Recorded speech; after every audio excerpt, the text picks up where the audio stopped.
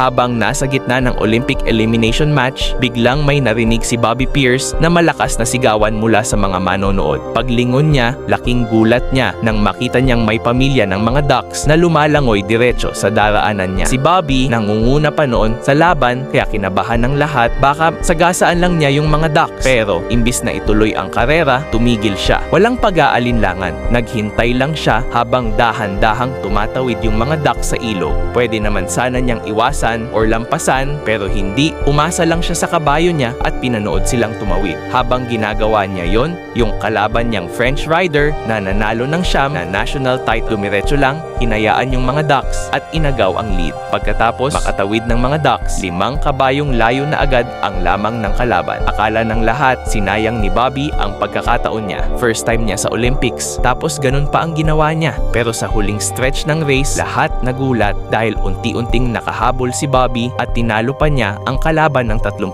segundo. Ang mas nakakagulat, hindi lang siya nag-gold sa event na yon at nag-set ng bagong world record, pero sa buong 20 taong career niya, never siyang natalo ni isang beses.